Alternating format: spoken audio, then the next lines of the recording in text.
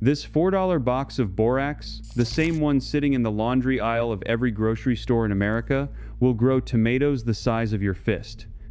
An old man named Earl Whittaker proved it for 41 straight years on a quarter-acre lot in Bakersfield, California. He passed in 2019, 91 years old, and for 40 of those years, neighbors would drive past his property in August just to stare at the south fence. Brandywines, Cherokees, mortgage lifters, hanging like Christmas ornaments 6 and 7 feet off the ground, every one of them traced back to 2 flat spoonfuls of white powder in a cardboard box, dissolved in a gallon of well water, poured around the base of each plant exactly twice a season. My name is Eli, and I am not making any of this up.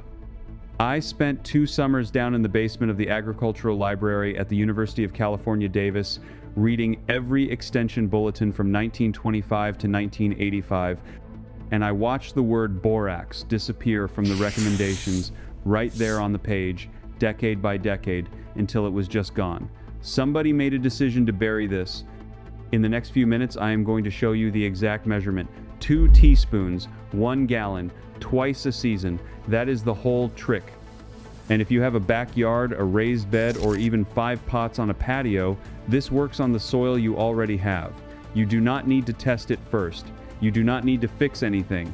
You do not need to spend $1 on anything except a $4 box of borax. By the end of this video, you will never waste another $40 on a bag of specialty tomato food because you will know the answer has been sitting in your grandmother's laundry room since before you were born. Let me tell you about Earl, because his story is where this whole thing comes from. He learned the trick from his father, who learned it from a county extension agent in Oklahoma back in 1934. Now think about what 1934 was. That was the very heart of the Dust Bowl.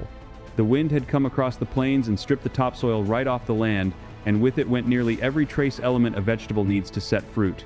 Families were starving. Gardens that had fed a household for a generation were giving back almost nothing, and farmers were desperate enough to try anything that came in a box and cost less than a nickel. The extension agent's name was Harland Pruitt.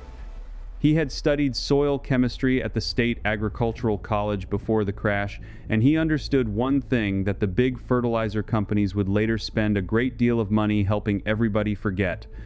A tomato plant is not deep down hungry for nitrogen the way a corn stalk is hungry for nitrogen. Pour nitrogen on a tomato and you grow a big leafy bush and not much else. A tomato plant is hungry for boron. And boron, in the form of plain old laundry borax, the same box your grandmother used to brighten her wash, is one of the cheapest, most stable, most plant-available sources of that one nutrient that has ever existed on this earth. Earl's father took that idea home from Pruitt in the worst year of the Dust Bowl and grew tomatoes when his neighbors could not. And Earl took it from his father and proved it out over 41 consecutive growing seasons on the same patch of California dirt until the tomatoes on his south fence became a thing people drove out of their way to see.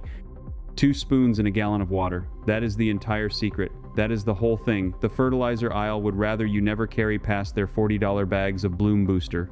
So let me explain why it works, because once you understand it, the whole thing stops feeling like an old wives' tale and starts feeling like the precise piece of biology that it is. Boron is what we call a micronutrient. A plant needs only a tiny amount of it compared to the big 3, nitrogen, phosphorus, and potassium. But tiny does not mean optional. A man can die for want of a trace of a vitamin he needs only a pinch of, and a tomato plant can fail for want of a trace of boron. Without boron, a tomato plant simply cannot finish the job of moving sugars from its leaves into its fruit. The cell walls do not form right. The pollen tubes will not extend. The flowers turn yellow, dry up, and drop off the vine before they ever set a single fruit, and the gardener stands there watching the blossoms fall and has no idea why. You can pour all the 10-10-10 fertilizer you want around a boron-starved tomato, and here is exactly what you will get. A beautiful, big, dark green bush, strong stems, lush, healthy-looking leaves, and almost no tomatoes. It is one of the most heartbreaking sights in gardening, the gorgeous plant that will not fruit. And the few tomatoes you do get off, it will be small and hollow when you cut them open, and corky and brown at the blossom end. with that ugly puckered cat facing across the bottom and that blotchy, uneven ripening where part of the fruit goes red and part stays hard and yellow. And every August, gardeners look at exactly that and blame the weather, they blame the variety, they blame the seed company, or the bugs, or their own brown thumb, or plain bad luck. When the honest truth is, it is a textbook case of boron deficiency. A problem with a name, and a cause, and a fix that costs less than a postage stamp.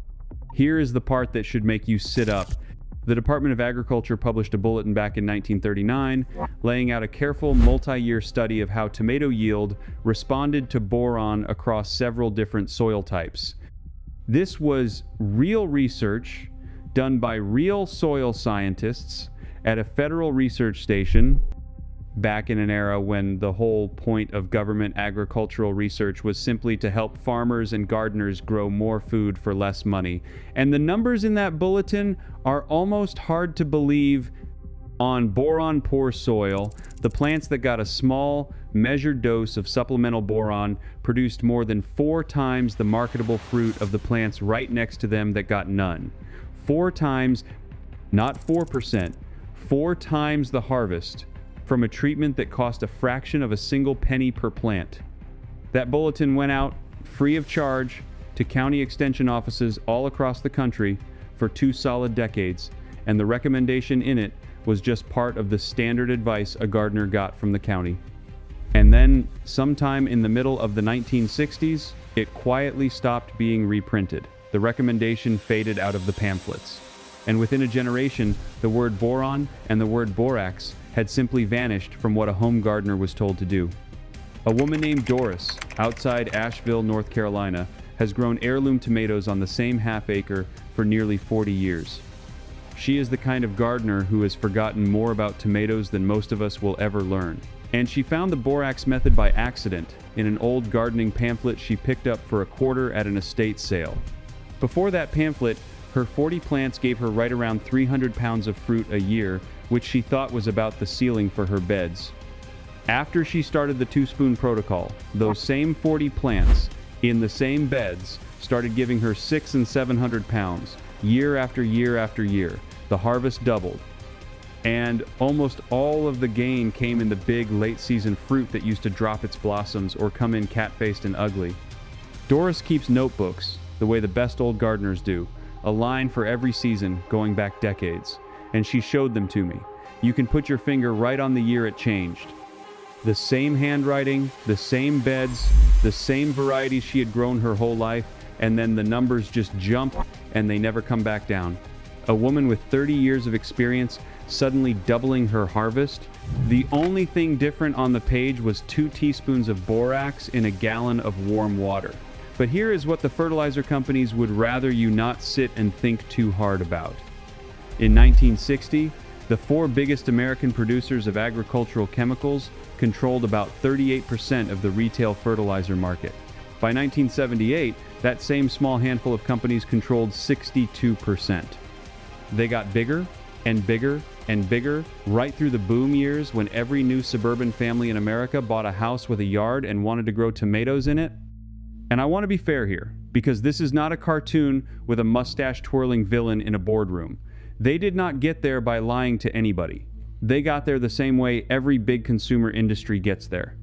By selling you a branded, packaged, beautifully marketed solution with a smiling tomato on the bag and a promise of bigger fruit, and by letting the cheap, plain, unbranded answer quietly fall out of the conversation. Because think about it from their side. There is real money in a $40 bag of specialty tomato food. There is real money in getting you to come back and buy another one next spring. And there is no money at all, none, in telling you to walk past their whole display and go down to the laundry aisle for a $4 box that will last you 10 years. Nobody can patent borax. Nobody can build a sales force around it or run a commercial about it. So the $4 box slowly got the reputation of being old-fashioned, something your grandmother did, a little bit backward. The bulletins stopped getting reprinted, the extension offices stopped mentioning it, and a whole generation of American gardeners grew up and grew old without ever once hearing the word boron. The information was never destroyed. Nobody burned it.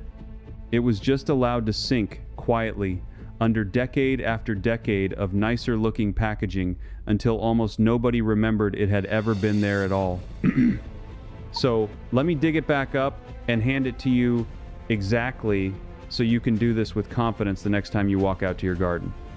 The proportion is 2 level teaspoons of standard borax, the plain 20 mule team kind in the yellow and green box, dissolved completely in 1 full gallon of warm water, level teaspoons, not heaping.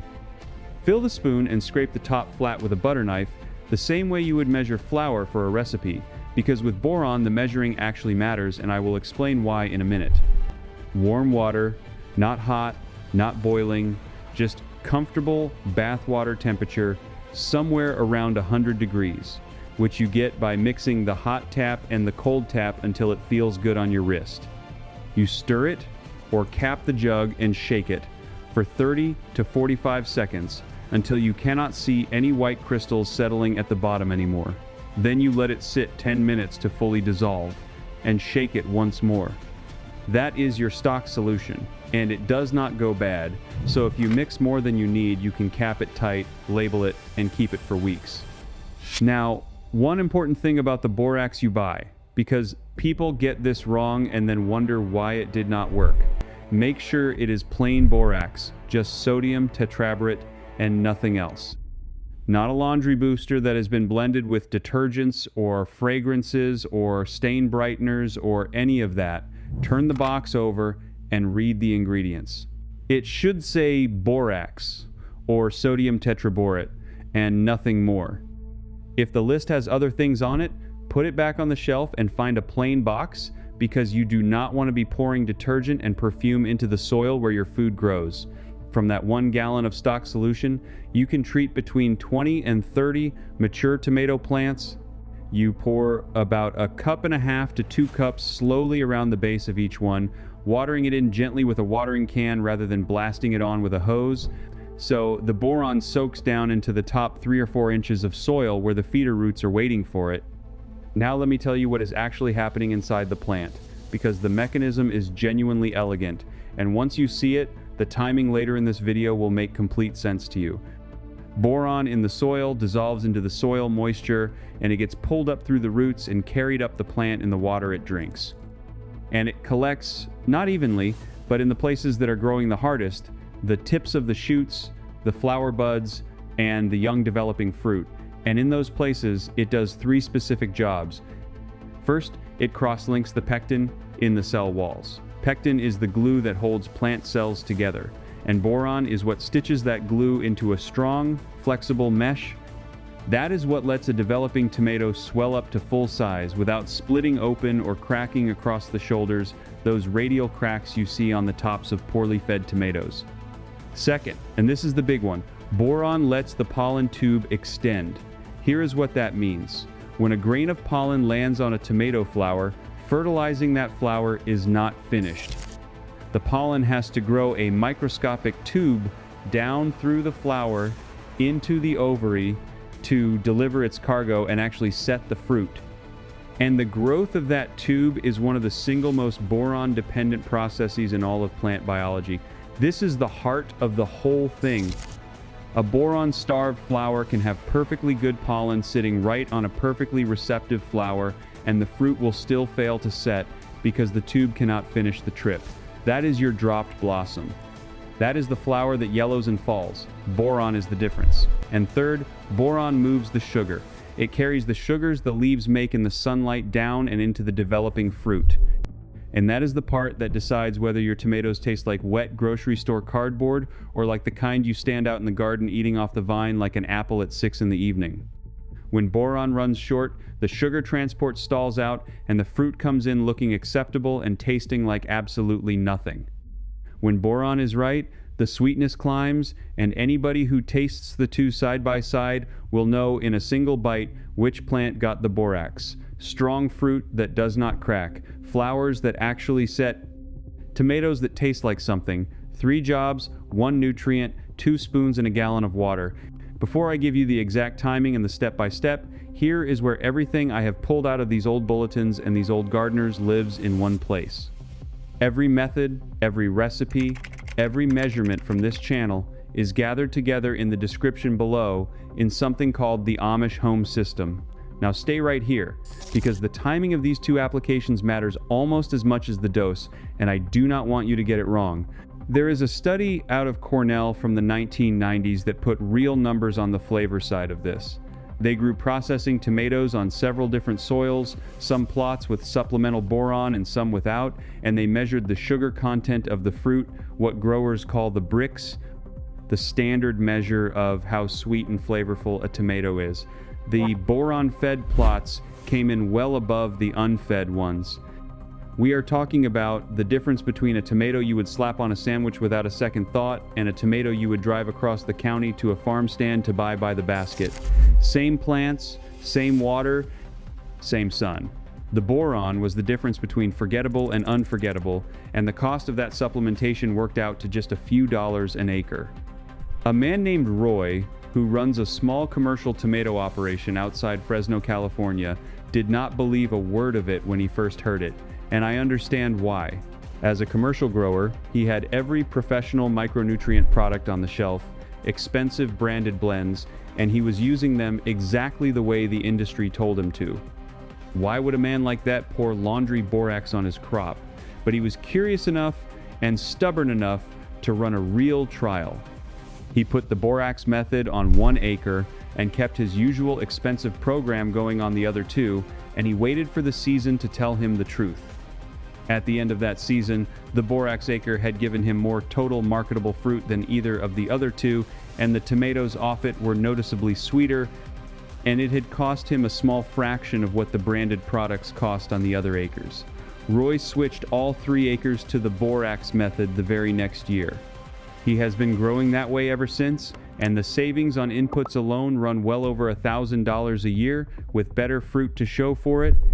Now, before I show you the timing, I have to stop and be very honest with you about safety, because this is the one place where you can actually do harm if you ignore me, and I would rather lose your attention for a minute than have you hurt your soil or your family. Boron is good for a tomato in a small, precise amount, and it is genuinely bad for a tomato in a large one. The window between too little and too much is much narrower than it is with ordinary fertilizer, and this is the single most important thing to understand about the whole method. With nitrogen, you can pour on twice what the plant needs and mostly get away with it. With boron, you cannot. That is exactly why I keep telling you to use level teaspoons and to measure instead of eyeballing. The 2-teaspoon twice-a-season dose is not a number I made up. It is calculated to land the boron right in the healthy range and keep it there all season. So hear me on this, because it matters. Do not eyeball it heavy. Do not tell yourself that if 2 spoons doubled the harvest, then 4 spoons will quadruple it, because that is not how it works, and you will be sick about the result. Do not apply it 3 or 4 or 5 times in a season. Do not dump dry crystals straight onto the root zone. If you overdo boron, here is what you will get. The edges of the leaves turn yellow and then brown and crispy. The new growth curls and twists into distorted shapes, and the fruit production falls right off a cliff. And the cruel part is that an overdosed plant looks almost exactly like a starved one, the same sad, sick plant, except now you caused it by giving too much instead of too little, and it is much harder to fix once it is in the soil. More than twice a season is not a bigger harvest. It is a poisoned bed that may take a season or 2 of rain to leach back to normal. And one more thing, because this matters in any house with little ones or animals. Borax is a laundry and cleaning product, and it is harmful if a child or a pet swallows it, so keep the box up high and closed. Label your mixing jug in big letters so nobody in the house ever mistakes it for water or a drink.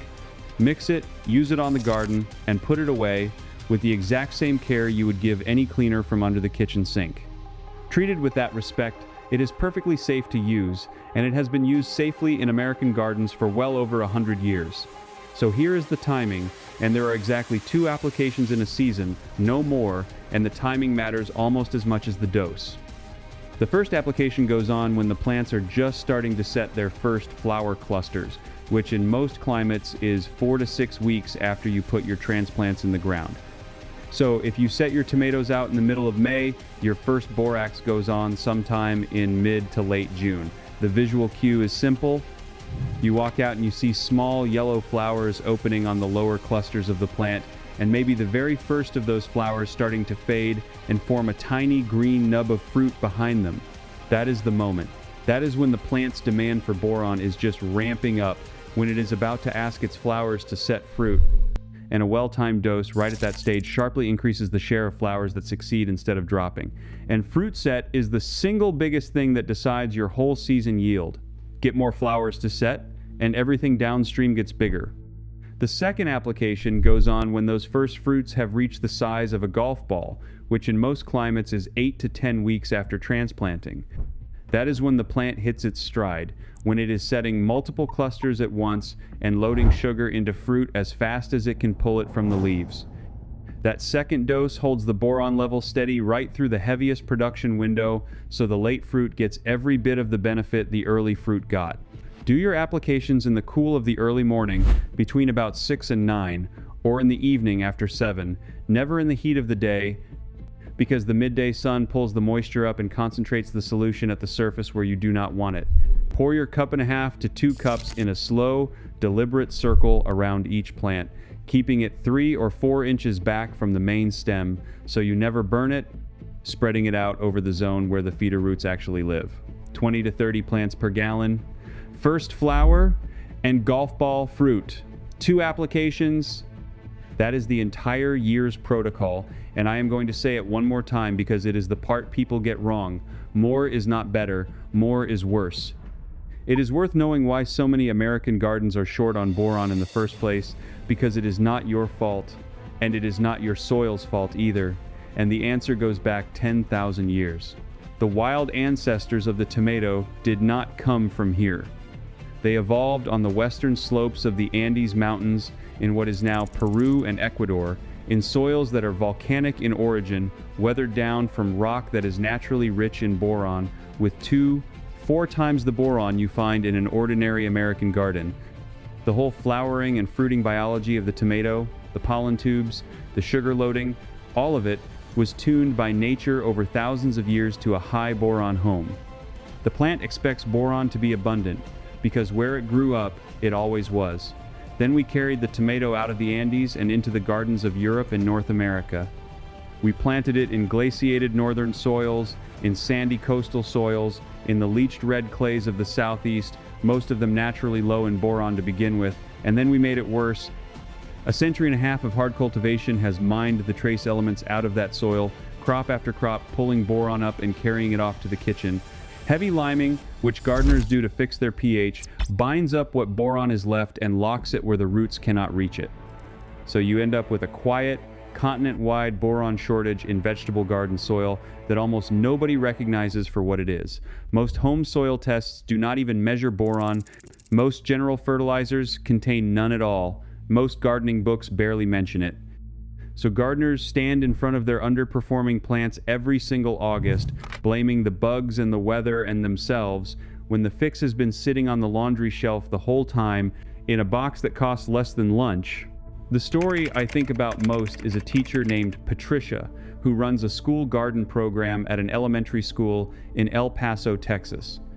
She started it with 20 raised beds and a class of 4th graders, the kind of program that lives or dies on whether the kids actually see something grow. And for the first few years, the tomato yields were so poor that she very nearly shut the whole thing down. The soil in El Paso is alkaline and hard, the climate is hot and dry, and the standard advice she kept getting from the usual places just was not working in her beds. She was about ready to give up. Then a retired agronomist who volunteered with the program told her about the Borax method and helped her work out the right, careful approach for her unusual alkaline soil, measuring everything, taking nothing for granted. She followed it exactly. And that year's harvest, off those same 20 tired beds, came in at several times the previous best the program had ever managed. The children could not believe it. They were hauling tomatoes inside by the armload, taking them home to their families, carrying crates of them down to the local food bank. They were so excited that the next year the program grew to 40 beds, and then it added peppers and squash and cucumbers. Patricia has run that garden for well over a decade now. She has worked with thousands of children, she has grown tens of thousands of pounds of fresh food for the El Paso Food Bank, and the entire micronutrient budget that makes it possible runs to just a few dollars a year. In her hands, a $4 box of laundry borax stopped being a gardening trick and became a tool for feeding a whole community in a corner of the country where feeding people is not a small thing. So that is the whole thing. 2 level teaspoons, 1 gallon of warm water, poured slow around each plant at first flower, and again at golf ball fruit. Measured carefully, never more than twice, kept up high away from the kids and the dog.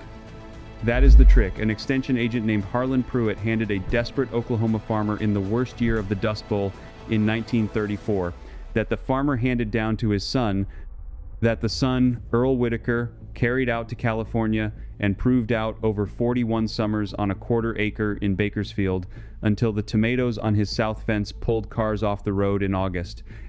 And that cardboard box on Earl's shelf, the one he bought in 1978 for 98 cents, it is still there. His grandson kept it after Earl passed. The label is faded soft now, and the old price sticker still reads 98 cents, and if you tip it, there is still borax in the bottom. 41 summers of legendary tomatoes came out of that one box, and it is not even empty. That is the thing about this kind of knowledge. It does not wear out, it does not expire. It does not run down the way a machine runs down, or spoil the way a bag of chemicals spoils. It cost almost nothing the day Pruitt wrote it on a slip of paper, and it costs almost nothing today. And the only way a thing like this ever truly disappears is if the people who know it stop handing it down. That is the whole danger. Not that it stops working. It never stops working. The danger is only that we forget. So here is what I am asking you to do. Try it this season on a few plants or on every plant you have got. Then come back here and tell me in the comments how your tomatoes did. And tell me one more thing while you are there. Did your parents or your grandparents ever keep a box of borax in the house for the garden? Because an awful lot of families did, and an awful lot of us let the memory go. I read every comment on this channel, and every time one of you writes down a memory like that, it wakes the same memory up in 20 other people reading along. If this was useful to you, subscribe and stay with us, because there is a whole community here digging up the plain, cheap, practical knowledge that got quietly buried while the rest of the country reached for the expensive bag on the shelf. Next week, I am showing you the trick the old-timers used to keep a row of green beans producing right up until the first hard frost, weeks after everybody else's plants have given up and gone brown, using nothing but a pair of scissors and a handful of something most people throw straight in the trash. Until then, mix the 2 spoons, water it in gentle, and pass it down to your children and your grandchildren, because that, in the end, is the only place a secret like this was ever really safe. In the hands of the next person who plants a tomato and remembers who taught them how.